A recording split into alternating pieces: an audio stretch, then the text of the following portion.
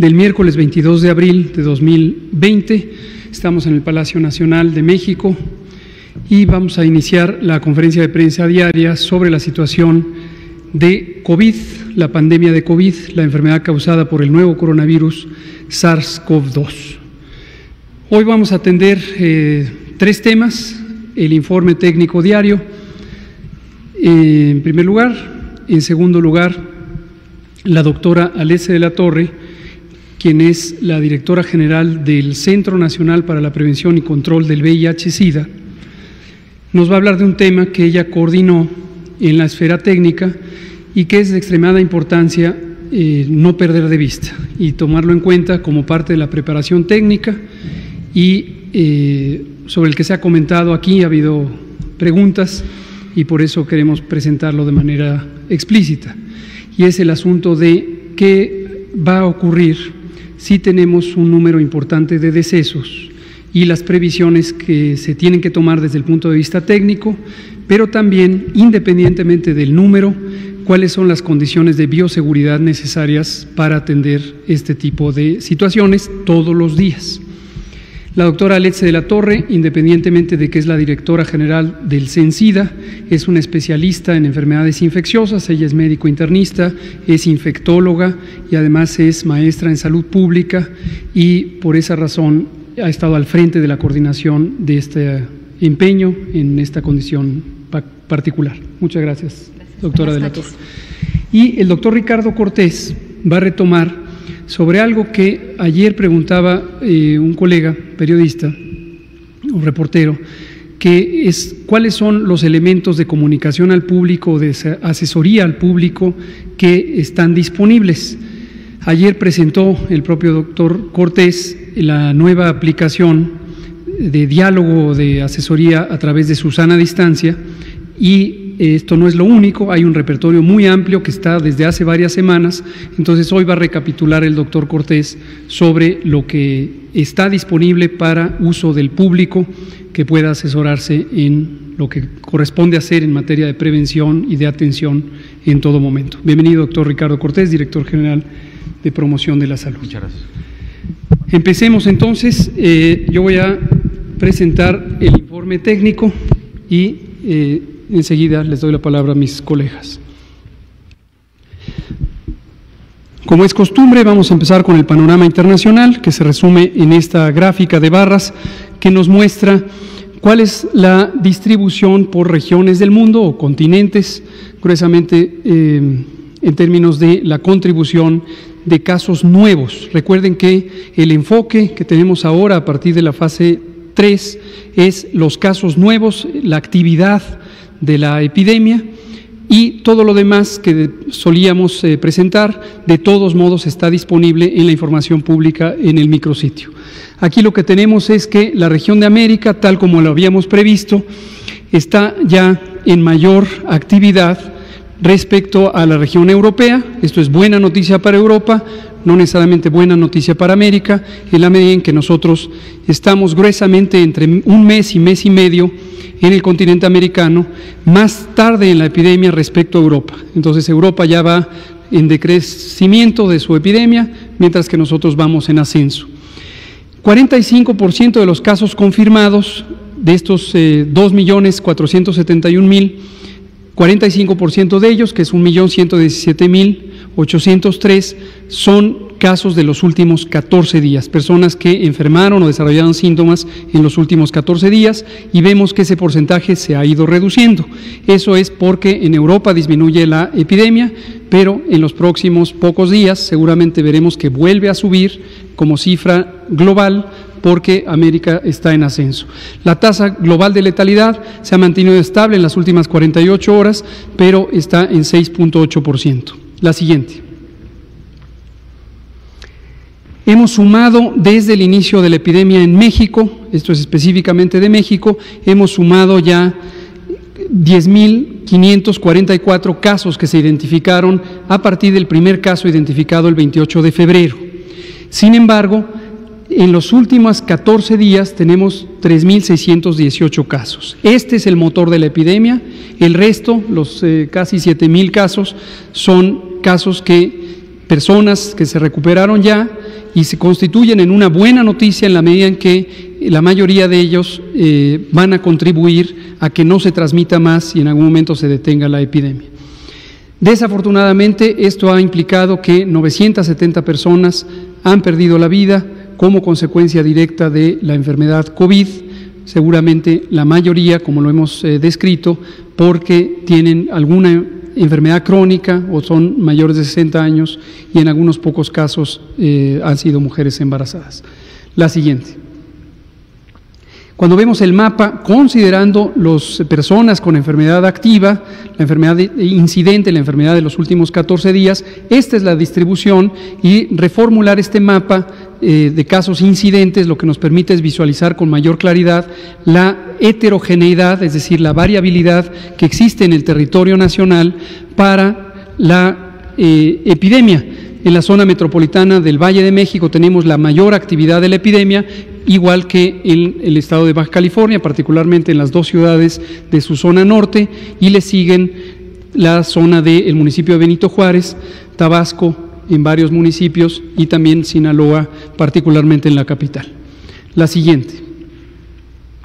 Cuando lo vemos en una gráfica de barras, lo podemos comparar de manera más directa y clara con la Ciudad de México, teniendo los números de casos que se ilustran ahí, corresponden a cada entidad federativa, la Ciudad de México teniendo el mayor aporte de casos de los últimos 14 días. La siguiente. Esto representa la incidencia es el número de casos nuevos divididos entre el tamaño de la población de un territorio definido, en este caso los 32 entidades federativas, y al hacer esta división nos permite comparar uno a uno la intensidad de la transmisión entre los distintos estados, dado que estos tienen distinta población. No se pueden comparar el número de casos entre un estado y otro porque tienen poblaciones distintas. Si lo dividimos por el número de habitantes en el estado, se puede comparar la intensidad de transmisión y vemos lo mismo, que estas 5 regiones del país son las que tienen la mayor actividad reciente de la epidemia. La siguiente. Misma información, solo que en gráfica de barras para poderla ver de manera eficiente. Ciudad de México predomina, le sigue Tabasco y después está el estado de Baja California. La siguiente. Cuando vemos la ocurrencia de estos casos activos, de estos casos recientes en los últimos 14 días, podemos ver cómo, desde luego, los casos están en la zona más reciente, en la medida en que se van recuperando personas que tienen enfermedad con más duración desde el inicio de los síntomas. La siguiente. La distribución de las defunciones, de estas lamentables 970 defunciones, en cuanto a los grupos de edad, es muy reveladora de lo que hemos dicho una y otra vez y seguiremos diciendo para insistir en las medidas de protección. A diferencia de los países europeos que tienen cerca de 10 o 12 años de edad en su población, 10 o 12 años mayores que la población mexicana, en México tenemos una población relativamente joven. Sin embargo, tenemos una prevalencia, una frecuencia extremadamente alta de enfermedades crónicas, en particular obesidad, sobrepeso, diabetes, hipertensión, las enfermedades crónicas asociadas con mala alimentación por muchos años. Y esto lo que condiciona es que adultos mayores, personas adultas mayores, tengan un riesgo también alto de presentar un desenlace fatal. Esto es sumamente relevante y el mensaje es no confiarse. Volvemos a insistir en esto, lo seguiremos diciendo, no confiarse. COVID es una enfermedad que puede tomar por sorpresa a cualquiera y nadie debe asumir que está fuera del peligro, fuera del riesgo de presentar COVID. Todas y todos nos podemos infectar por el virus SARS-CoV-2, el que causa COVID. Los mecanismos los hemos explicado y los seguiremos explicando, son principalmente por gotas de saliva y líquidos respiratorios por cercanía. Y cualquiera puede infectarse, pero además, aunque existe un riesgo mayor de complicarse en personas adultas mayores, mujeres embarazadas y quienes padecen enfermedades crónicas, en particular hipertensión, diabetes, obesidad o cualquier causa de inmunosupresión, es decir, menor funcionamiento del sistema inmune, del sistema de defensas, debemos considerar que cualquier persona de cualquier edad conozca o no que tiene una enfermedad crónica, si llegara a presentar los síntomas de COVID y en cualquier momento presentara dificultad para respirar, se fatiga muy fácilmente, siente que no está incorporando suficiente aire y necesita respirar más rápido o más fuerte, o le duele el pecho, esa es una razón para ir inmediatamente a la atención médica de urgencias. Ese es un signo de alarma, así se llama formalmente en medicina, signo de alarma que debe hacer que la persona de cualquier edad acuda inmediatamente si presenta dificultad respiratoria, acuda a atención médica. La siguiente, por favor. Cuando vemos estas defunciones, desde hace ya algunos días nos interesa que visualicen el proceso de la vigilancia, como lo hemos venido explicando desde hace meses. Tiene un proceso de confirmación que consiste en la detección por laboratorio del virus COVID, el virus que causa COVID, el virus SARS-CoV-2, y por eso nos interesa incorporar la información también de las personas que han fallecido en el proceso en que van a ser confirmadas. Y recordarles que un pequeño número de personas que han perdido la vida, desafortunadamente esto ocurrió antes de que hubiera la oportunidad de tomarle una muestra de laboratorio, una muestra para diagnóstico por laboratorio. Sin embargo, en el propio Manual de Vigilancia Epidemiológica se contempla la dictaminación médica como un mecanismo válido de diagnóstico. Es decir, aunque no haya una confirmación diagnóstica por laboratorio, si una persona tiene antecedentes de exposición a alguien en quien se ha confirmado COVID o a alguien que tiene sospecha de enfermedad COVID y los signos clínicos, las manifestaciones de la enfermedad que le llevó a perder la vida son compatibles con COVID, los comités de dictaminación es muy probable que finalmente dirán: esta persona que es sospechoso de haber muerto por COVID, vamos a registrarla como COVID. Y esto lo digo en particular porque sé que ha habido inquietudes y a veces señalamientos no fundamentados en información verídica de que el no diagnosticar por laboratorio podría ser un mecanismo de subregistrar la carga de la enfermedad. Esto es falso, cualquiera puede leer el Manual de Vigilancia Epidemiológica que está en el micrositio y percatarse de lo que acabo de explicar. La siguiente. Si lo vemos por entidades federativas, desde luego este proceso ocurre a distintas velocidades, esto depende de muchos factores, no quiere decir un acto de negligencia o mala práctica, simplemente la proporción de personas que llegan en condiciones estables comparado con en condiciones no estables y fallecen de manera muy acelerada en las unidades de salud, varía de lugar a lugar. Pero esto sí nos lleva a un mensaje nuevamente de precaución, que es toda persona que identificara los signos de COVID y tuviera una duda sobre su padecimiento, puede acudir a los mecanismos de información que hemos puesto a disposición desde el inicio de la epidemia. El número 800-0044-800 para información en general, también el número 911, que es el número de emergencias en todo el país, si hubiera una necesidad de información y asesoría urgentes, y también, ya desde ayer, su sana distancia a través de la aplicación móvil de WhatsApp, entre otros. La siguiente. El porcentaje de positividad es cuántas personas en quienes se les toma una muestra y se procesa para laboratorio buscando el diagnóstico de COVID, se encuentran realmente positivas al virus SARS-CoV-2. Y este porcentaje hemos indicado que está alrededor del 20 o el 22%, es esta línea roja que se ve aquí, ahora la hemos puesto desde el inicio del año o desde el inicio del mes de febrero y vamos a estar mostrando esto porque en un momento dado, en las fases finales de este primer ciclo de la epidemia, vamos a tener un incremento de la cantidad de personas o la proporción de personas que tienen el virus SARS-CoV-2, entre aquellas que tienen los síntomas de COVID. Y conforme nos acerquemos al otoño, lo que va a ocurrir es que la influenza los virus de influenza regresarán a México y a todo el hemisferio norte como lo hacen todos los años. Entonces tendremos 2 virus predominando entre personas que tengan infecciones respiratorias agudas, tanto leves como graves. La siguiente.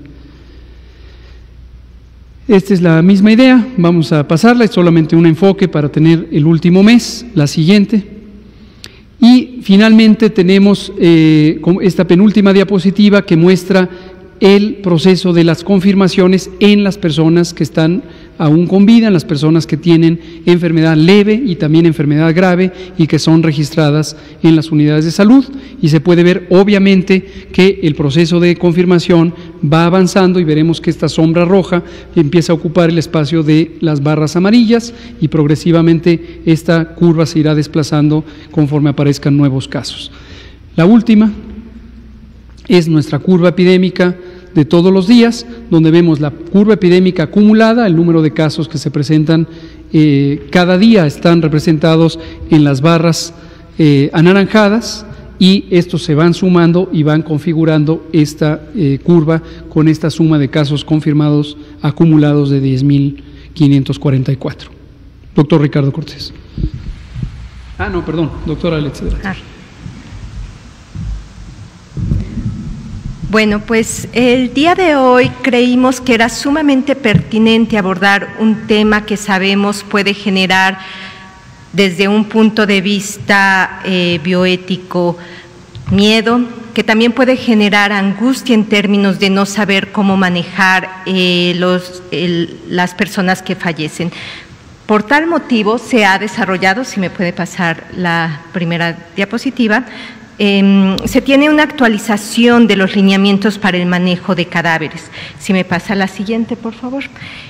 Lo más importante de estos lineamientos y el mensaje clave que queremos dejar es que estos lineamientos permiten establecer estrategias para garantizar la salud de la población. Estos lineamientos se basan en 3 pilares fundamentales. El pilar número 1, y es algo que todos debemos de estar luchando día a día para asegurarnos así suceda, es el trato digno de la persona que fallece y sus deudos.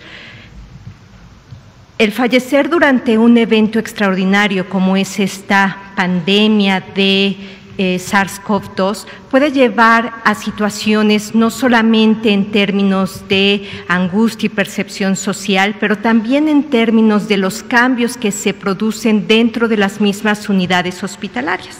Dentro de esto, lo que tenemos que asegurarnos es el respeto y la compasión humana, que sean parte de las acciones que tenemos que tener durante el abordaje de los deudos, aquellos que han perdido a un ser querido, tener parte en su abordaje, tener el apoyo por parte de trabajo social, por parte del equipo de salud mental y en aquellas instituciones donde así existiese también de los equipos de tanatología. Debe de ser un enfoque que esté centrado en las personas, un enfoque centrado en las comunidades y no se debe de tolerar cualquier actitud de discriminación o estigma para la persona que fallece y tampoco para sus deudos, sus familiares, sus amigos. Esto es algo que debemos como sociedad estar día a día dando este mensaje, que sea la parte de compasión, la parte de conocer que una persona está atravesando por el duelo de haber perdido a alguien durante esta emergencia. De forma adicional, y el siguiente pilar, son las medidas de bioseguridad. Las medidas de bioseguridad se enfocan en poder garantizar la prevención de nuevas infecciones. Y esta prevención de nuevas infecciones son tanto para los familiares, para los deudos de la persona que ha fallecido, para los trabajadores de salud o cualquier persona que está en contacto durante este manejo del cuerpo y también para la comunidad. Entre más eficientes seamos en cumplir con estos lineamientos, disminuimos cualquier riesgo que pudiese ocasionarse durante el manejo del cuerpo hasta su destino final. También tenemos que pensar en evitar la saturación de los sistemas. Y para este punto, cada unidad de atención está verificando la capacidad y el funcionamiento de sus morgues, está gestionando todo lo que debe de hacer para agilizar los procesos administrativos, la expedición de los certificados de defunción y aquellas acciones que logren tener en el menor tiempo posible la disposición del cuerpo hasta su destino final.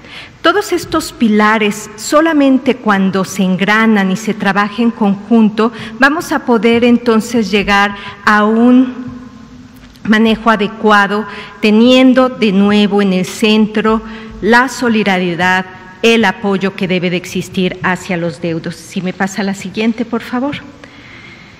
Y este es otro tema que genera también mucha angustia. A veces vemos imágenes en la televisión o en algún otro medio donde se observan equipos de protección personal durante el manejo de los cuerpos. Queremos recalcar que las recomendaciones que se tienen en nuestro lineamiento están basadas en las recomendaciones internacionales, incluidas las recomendaciones de la Organización Mundial de la Salud y la Organización Panamericana de la Salud. Dentro de estos, nada más a manera de recordatorio, pensemos en las tres formas con las cuales uno se puede contagiar por SARS-CoV-2. Número uno, como explicaba hace un momento el subsecretario, es a través de un contacto. Si nosotros pensamos durante el fallecimiento de una persona, ese contacto puede ser directamente con el cuerpo, con la persona que ha fallecido, o de forma indirecta con el entorno que potencialmente tiene gotas o tiene virus en estas superficies.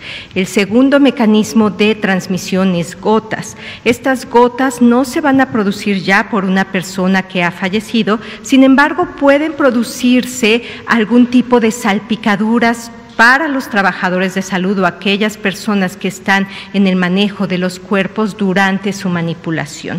El tercero son aerosoles. Habíamos comentado que estos aerosoles, que son unas gotitas muy pequeñitas, solo se transmiten durante ciertos procedimientos.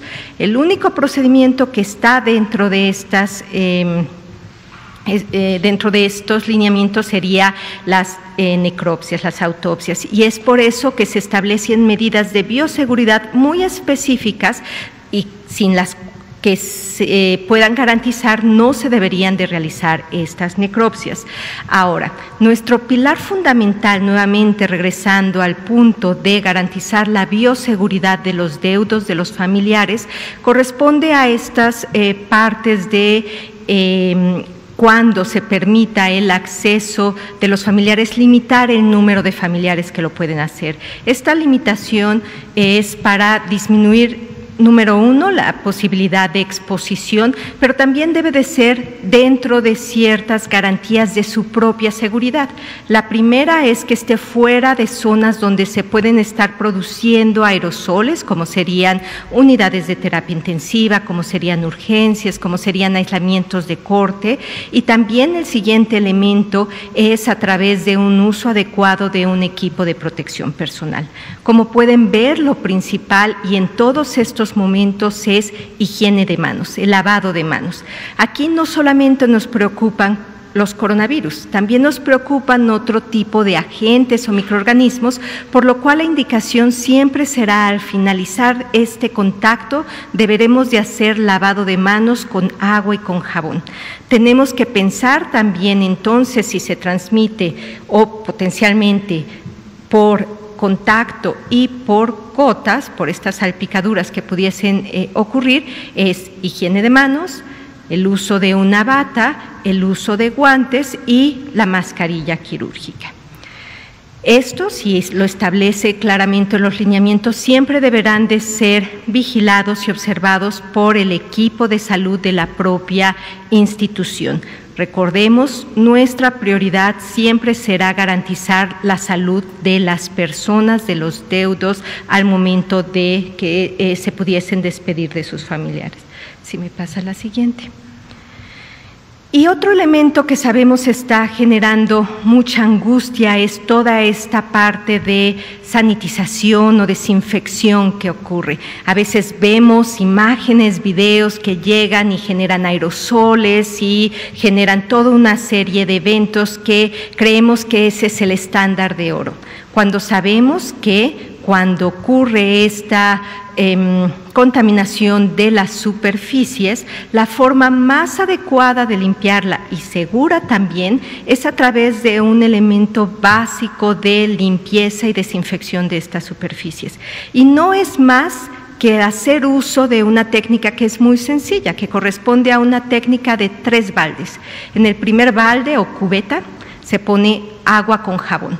Esta agua con jabón lo que va a permitir es inactivar todas estas sustancias orgánicas que puedan estar en las superficies que no logramos ver, pero sin embargo con esta medida podemos arrastrar esa suciedad. Pero también tengan cuidado, porque el jabón inactiva el cloro. Hemos escuchado de repente que, o sabemos de personas que mezclan en una sola cubeta el jabón o el aromatizante y el cloro. Cuando hacen eso, lo que están haciendo es inactivar al cloro.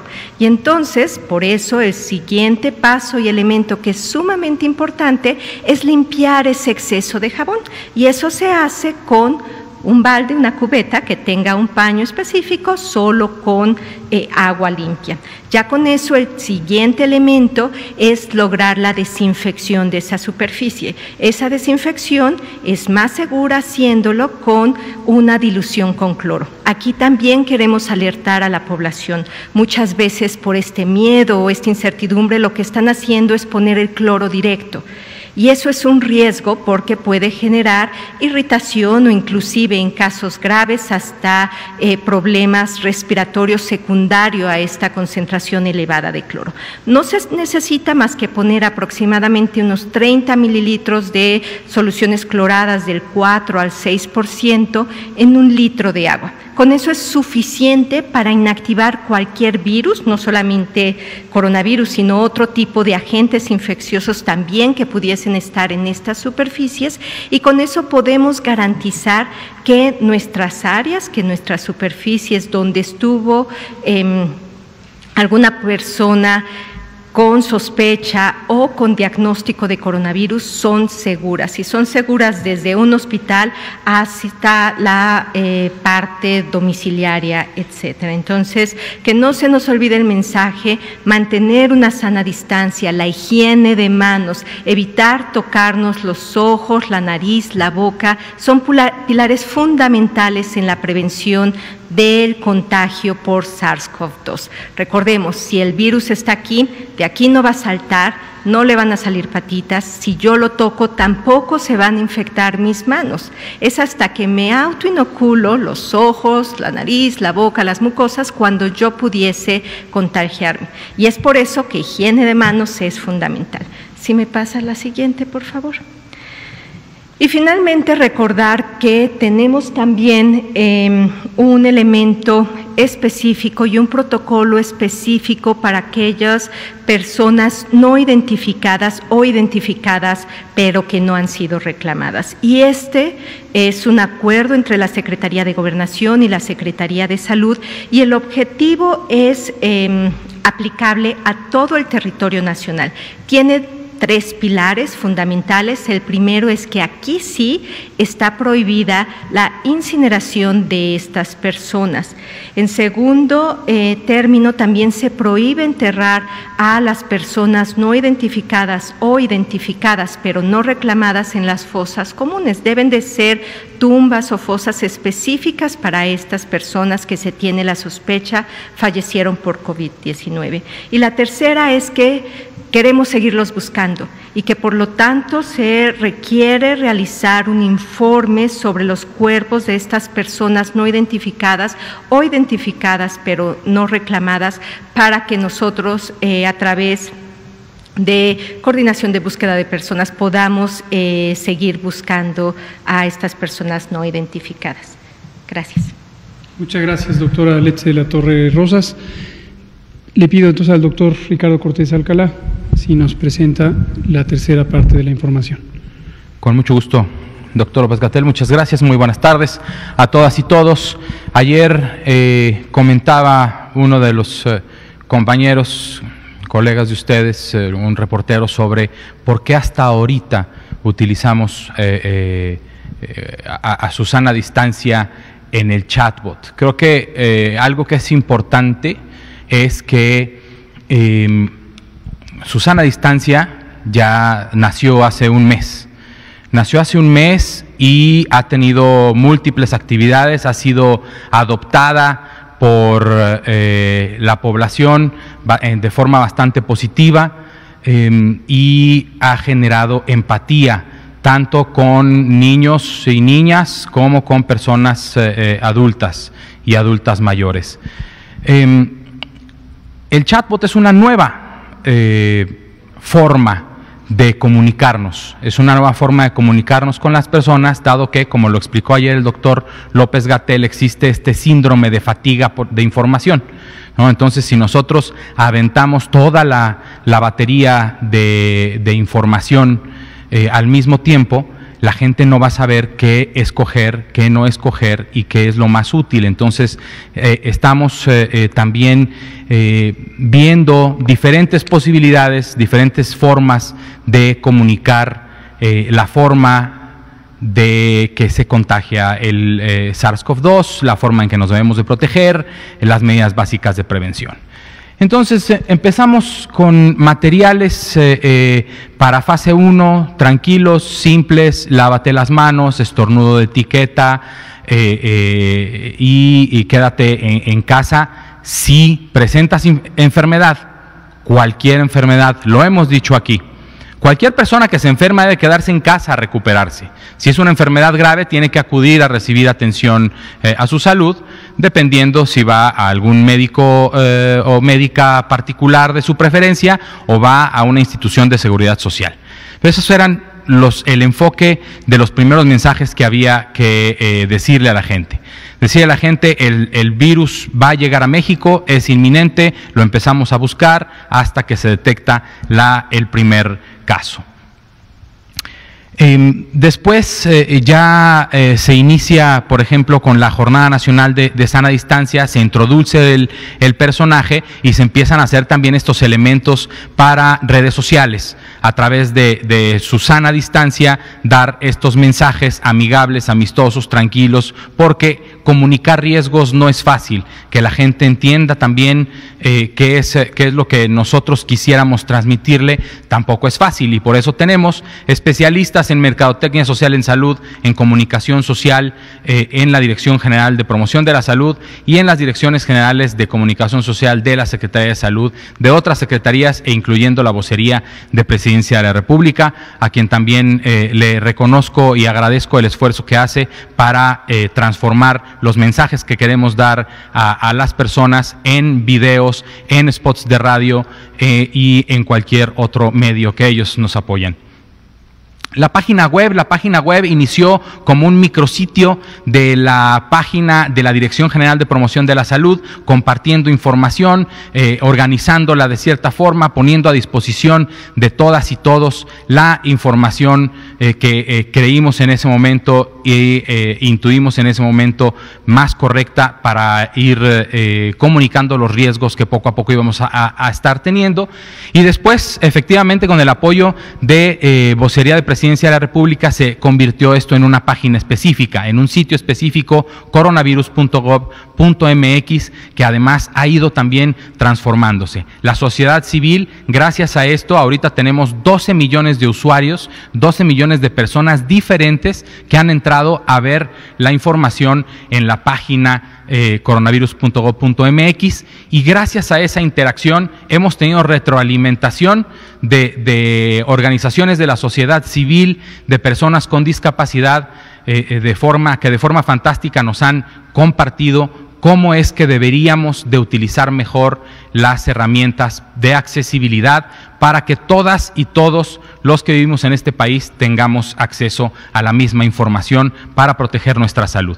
De igual forma, en conjunto con la Secretaría de Cultura, el INALI y el INPI, hemos traducido a diferentes lenguas indígenas material que con pertinencia cultural y que de acuerdo a lo que el propio INALI y el propio INPI nos han manifestado como las mejores formas de comunicarnos con poblaciones indígenas, se han traducido y se han compartido a través del sitio web de estas instituciones. Hemos en la página y con el trabajo de todo el equipo de la Subsecretaría de Prevención y Promoción de la Salud, de la Subsecretaría de Integración y Desarrollo del Sector Salud, el INSABI y múltiples secretarías de Estado, desarrollado diferentes lineamientos, tanto para personal de salud como para la ciudadanía en general, de cuidados en espacios públicos abiertos, espacios públicos cerrados, el lineamiento que acaba de presentar la doctora de la Torre, importantísimo para conocer toda la información más correcta. La siguiente, por favor. Hemos recibido apoyo, ofrecimiento de muchísimas compañías muy importantes. El chatbot que presentamos ayer de WhatsApp lo desarrollamos en conjunto con el equipo de Facebook México, el equipo de la Dirección General de Tecnologías de Información de la Secretaría de Salud y el equipo de la Estrategia Digital Nacional de Presidencia de la República. Ayer se lanzó, ahorita tenemos casi 110,000 personas usuarias en este chat. Y una de las principales preguntas a las que han dado clic para saber es: ¿qué debo hacer para llegar a casa? ¿Debo llegar, desnudarme, bañarme, quitarme los zapatos, echarle cloro? Esa ha sido la principal pregunta que le han hecho a Susana Distancia a través de este chatbot, y eso nos da también luz para saber cómo vamos a ir modificando, cómo vamos a ir cambiando las preguntas de acuerdo a las interacciones que tengamos en el chatbot. Tenemos también ahorita un marco de perfil para nuestras páginas de Facebook con nuestros colores nacionales al fondo y un Quédate en casa, Susana Distancia. Invitamos a todos a utilizarlo, a compartirlo. Es esta nueva forma de compartir entre una sociedad que quiere estar bien informada. Y finalmente también no solo Facebook, sino también Google y YouTube nos están apoyando directamente con lo que regularmente cuesta, y cuesta mucho dinero. Lo que es Google Ads, lo que es Facebook Ads, es ponerle a los usuarios de estas plataformas digitales la información que nosotros queremos que reciban, para que no estén en primer lugar las noticias falsas, para que no estén en primer lugar ninguna información que no tenga evidencia y sustento científico, sino que en primer lugar esté el sitio de coronavirus, los materiales de Susana Distancia, lávate las manos, quédate en casa, quédate en casa, quédate en casa. Los informes de movilidad, que también han sido muy importantes para que el grupo científico encabezado por CONACYT nos apoye en hacer las proyecciones de cómo vamos y cómo estimamos que haya de carga de enfermedad, hospitalizaciones, terapia intensiva, todo esto que nos sirve a nosotros para tomar decisiones e ir dando mensajes importantes. La app de COVID-19 MX, que tenemos más de 300,000 personas, más de 300,000 personas que la han descargado, ya está disponible en 3 plataformas, que es la plataforma de Google Play, la de App Store y la App Gallery de la marca de Huawei. Y entonces con eso cubrimos, digamos que al 100% de personas que tengan un teléfono inteligente y que quieran descargar nuestra aplicación para seguir en comunicación y tener la información disponible en la palma de su mano. La siguiente, por favor. Otras empresas que se han acercado a nosotros son las empresas taxis, ¿no? de servicio privado de transporte, como Didi, como Bit, como Uber, para ofrecer diferentes servicios. Específicamente, Didi puso un programa que se llama Didi Heroes, o Héroes de Didi, en donde el personal de salud se puede inscribir a este programa, y Didi está apoyándolos con viajes de sus centros de trabajo y a sus casas para que lleguen de forma segura, y también con algunos cupones también de alimentos. Bit ha ofrecido también llevar medicamentos a algunas personas que así lo requieran, al igual que Uber. Y en realidad lo que estoy diciendo, y mil disculpas a otras empresas que no tenga en este instante en la mente, pero lo que trato de decir es muchas gracias a todas las empresas que se han puesto a disposición de la Secretaría de Salud a través del subsecretario y mi persona también particularmente. Les agradecemos mucho. Walt Disney México hizo contacto con nosotros a través de la embajada, a través de la agregada de salud de la Embajada de Estados Unidos en México, y lo que quería esta empresa importante también de comunicación, no solo de entretenimiento y sus parques, era descargar los videos de su sana distancia para ponerlos en todos sus canales sin costo para nosotros. También es un asunto de responsabilidad social. Se acercaron con nosotros, yo les dije, los videos están en www.coronavirus.gov.mx, y ellos están en todos sus canales, poniéndolo en todos los canales que tienen alcance nacional. Informar y actualizar a ustedes, a los medios de comunicación. También importante, desarrollamos desde un principio un producto que se llama El Mensajero de la Salud, que a través de la Dirección General de Comunicación Social de la Secretaría de Salud se les comparte, y si alguno todavía no lo tiene, por favor háganoslo saber y se los haremos llegar cuando haya actualizaciones. Finalmente, el Instituto Nacional de Acceso a la Información Pública, un aliado importantísimo para tener algo que tanto pidió la sociedad: los datos abiertos.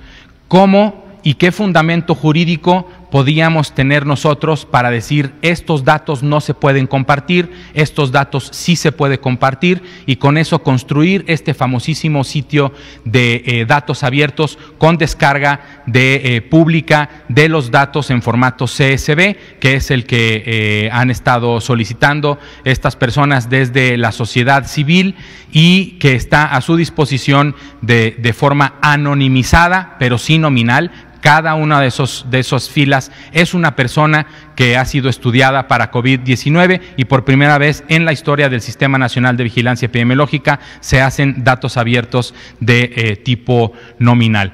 Y entonces es el INAI quien nos compartió un análisis que hizo del estudio epidemiológico de caso para poder hacer y construir y mejorar cada día, no solo con la ayuda de la sociedad, sino también del Instituto Nacional de Acceso a la Información, esta base de datos abiertos. La siguiente, por favor. Finalmente, la Fundación Teletón hoy anunció formalmente en sus redes que ha puesto a disposición de la Secretaría de Salud del Gobierno Federal y de las Secretarías de Salud de los gobiernos estatales todo su poder, todo su conocimiento y toda su infraestructura. Nosotros ya estamos trabajando con Fundación Teletón, dado que ellos son los expertos en el manejo que tanto nos han pedido en la sociedad civil a través de las redes sociales, para mejorar nuestro manejo de información y nuestra comunicación con personas con discapacidad.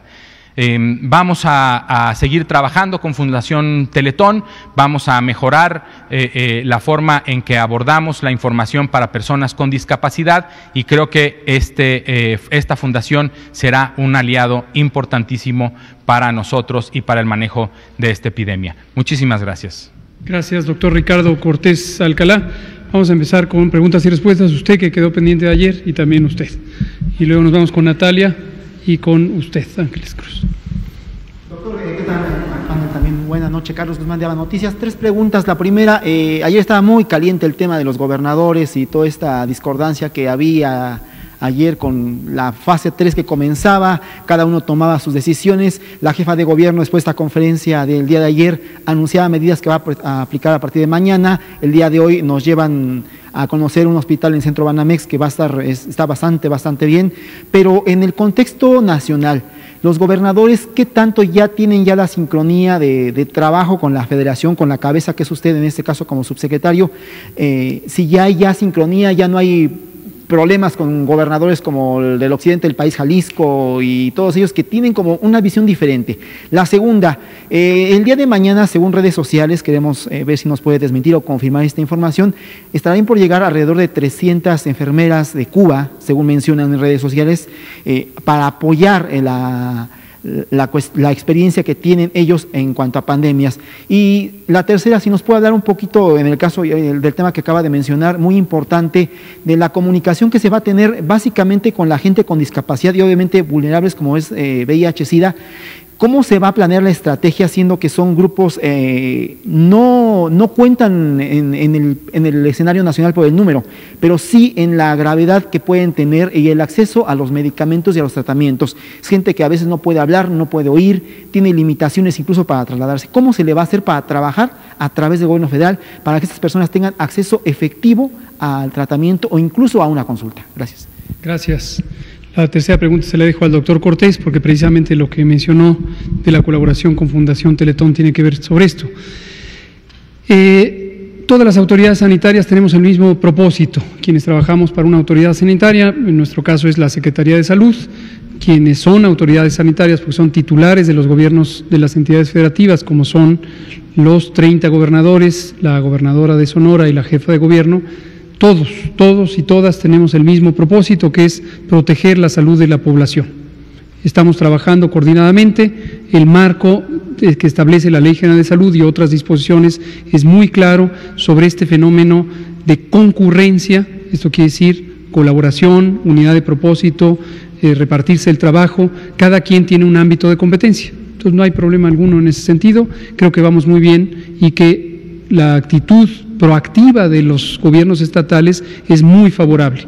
Ayer y en otras ocasiones hemos destacado que es muy importante que, dado que la intensidad de transmisión, como lo mostramos cada noche en el mapa, es diferente en distintos territorios, en cada territorio se deben instrumentar las intervenciones específicas que corresponden a la necesidad, dentro del marco general de lo que dispone la Autoridad Sanitaria Nacional.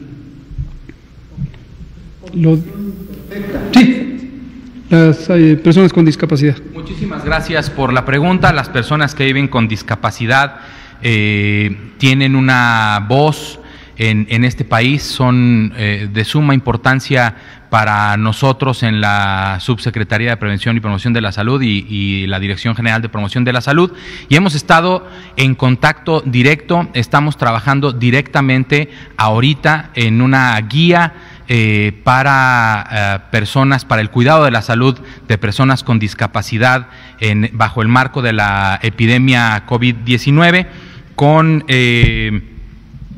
organizaciones de la sociedad civil, con Movimiento 312, que es un conglomerado de múltiples organizaciones. Vamos con CONAPRED y con CONADIS también para lanzar esta guía. Y a través de Fundación Teletón, el número telefónico, por ejemplo, 800 Teletón, va a estar a disposición de todas las personas con discapacidad o sin discapacidad que requieran de apoyo en materia de coronavirus, en materia de discapacidad, para el manejo también. Y hay discapacidades específicas, hay condiciones de discapacidad específicas que limitan la capacidad pulmonar de las personas que viven con este tipo de discapacidades, y hay dos centros específicos que son expertos en la rehabilitación pulmonar en esta materia. Uno de ellos es el Instituto Nacional de Enfermedades Respiratorias y el otro es Fundación Teletón.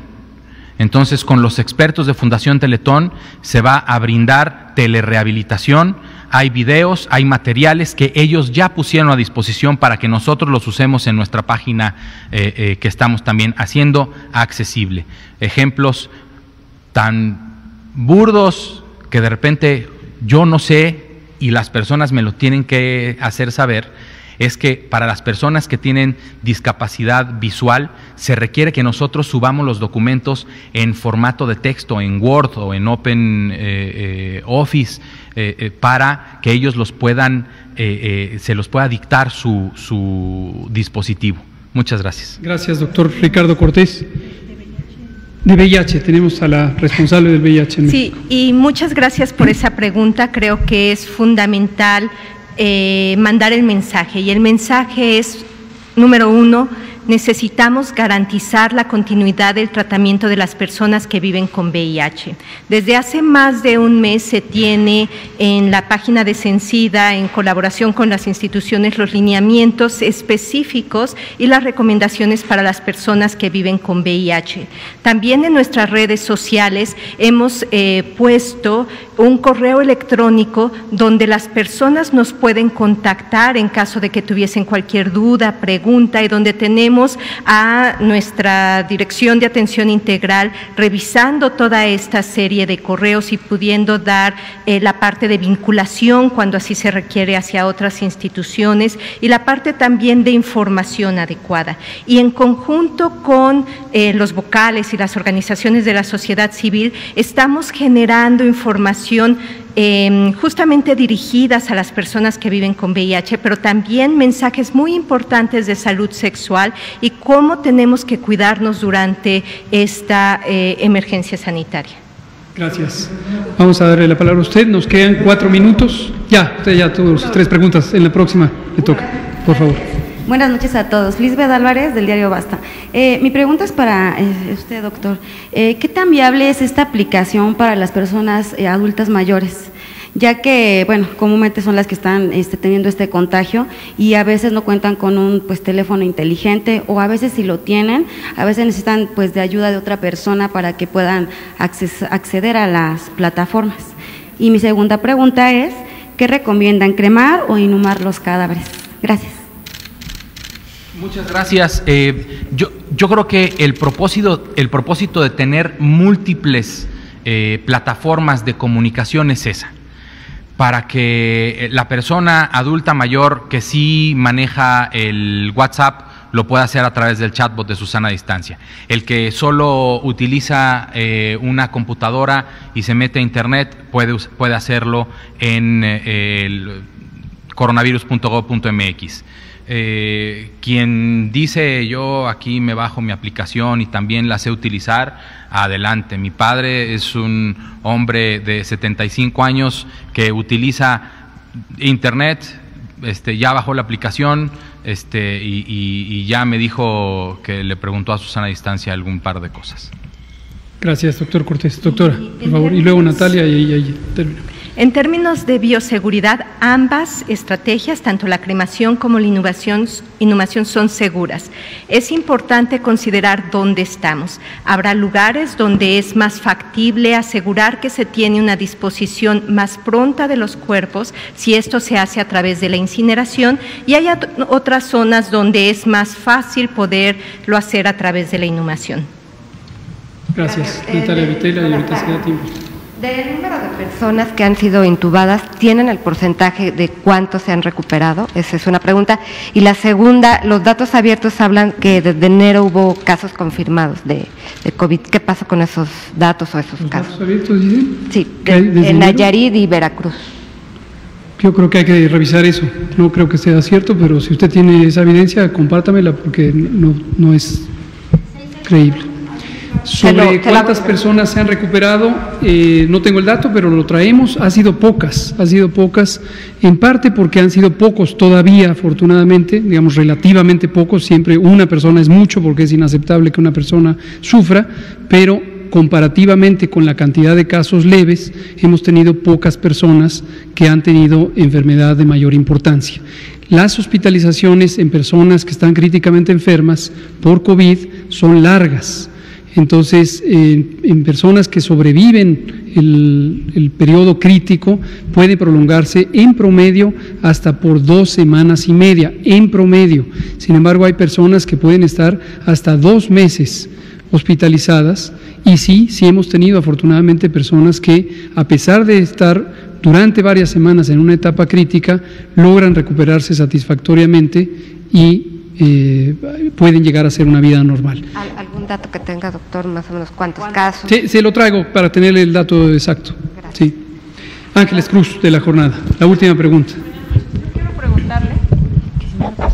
Buenas noches. Quiero preguntarle si los modelos matemáticos de los que tanto nos ha comentado también hoy nos puede dar una actualización de la cantidad de personas que pudieran contraer la enfermedad, de la cantidad de personas que pudieran morir a causa de una complicación muy grave, como dice, pensando un poco en lo que presentó la doctora de los lineamientos para la disposición de cadáveres. O sea, realmente todavía a esta altura y dada el impacto que ha tenido las medidas de distanciamiento social, hay que estar muy preocupados sobre un incremento súbito e inmanejable de cadáveres.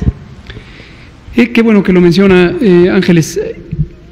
Quiero volverme a referir hacia la población y lo haré todos los días y todo el tiempo que sea necesario. No debemos minimizar, no debemos considerar menor esta epidemia. En todo momento nos ha sido muy importante que la población de México sepa que estamos ante un fenómeno históricamente importante, en un riesgo de la salud, en un daño a la salud que no se había visto en el mundo entero en 100 años. Literalmente en 100 años. La última epidemia de este tamaño, de esta importancia, ocurrió en 1918 y 19 y fue la influenza, la pandemia de influenza de 1918-1919, que causó millones de personas enfermas y centenas de personas que perdieron la vida. Esta epidemia se ha comportado de una manera sumamente intensa, agresiva, en distintos países del mundo, empezando por China, que fue el sitio donde se detectó por primera vez, múltiples países europeos, y lo que llevó en su momento es a la sobresaturación de los hospitales, de los sistemas nacionales de salud, y además una progresión extremadamente rápida. La progresión rápida, es decir, la cantidad de casos de personas enfermas cada día, de personas que necesitan hospitalización cada día y muy lamentablemente de personas que llegan en un estado crítico y las que pueden fallecer, se acelera día con día. Es una epidemia extremadamente inusual. Esto ya lo sabíamos desde antes de que empezara la epidemia en México, esto lo venimos diciendo desde hace 3 meses porque es un comportamiento que hemos podido observar en los distintos países del mundo.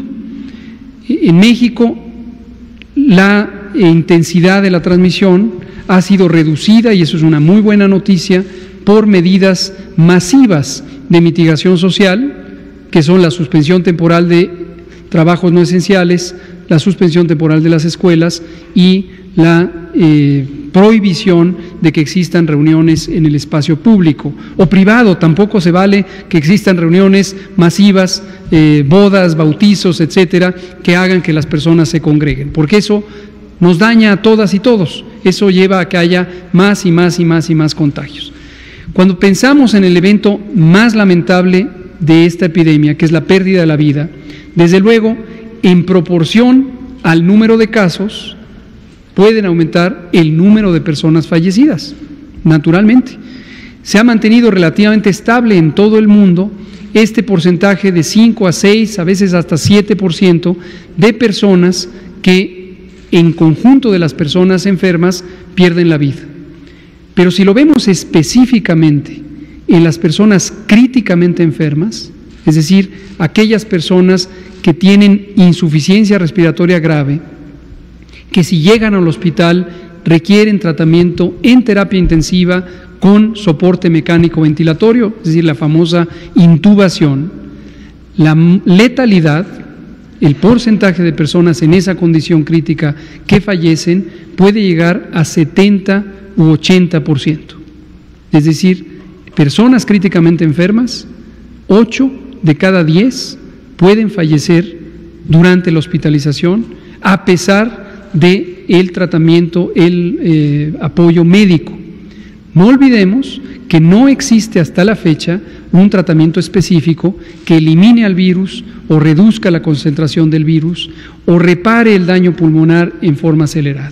Existen múltiples medicamentos que se utilizan durante el manejo médico de la enfermedad, tanto en las etapas no críticas como las personas que llegan a una etapa crítica, pero la mayor parte del soporte que se les da es medidas generales para conservar la funcionalidad del organismo hasta que el propio organismo tiene los mecanismos de reparación que le ayudan a salir adelante. Entonces sí, definitivamente, si tuviéramos un exceso de casos que saturaran al Sistema Nacional de Salud, en proporción tendríamos una cantidad muy importante de pérdidas de vidas que pudieran rebasar también las capacidades de los sistemas convencionales de los servicios funerarios, en su mayoría privados, y los que existen en el sistema público. Y es por esto, y con esto termino, pero ya nos queda solo medio minuto, que esta guía la tenemos que enfrentar con todo realismo los escenarios de lo que se puede ocurrir. Tenemos que estar preparados en todos y cada uno de los aspectos y por eso llevamos semanas trabajando en esta guía. Se presentó ya hace varias semanas, 2 o 3, lo que correspondía a fase 1 y 2, y ahora que hemos entrado en fase 3, la guía ha sido enmendada para incorporar las previsiones de fase 3. Muchas gracias. Las iremos actualizando también conforme vayamos avanzando, de acuerdo a el progreso. Si tenemos un mejor control porque las medidas estén funcionando, se actualizarán a la baja, y si no, se actualizarán a la alza. Por ahora están iguales. Gracias. Mañana empezamos.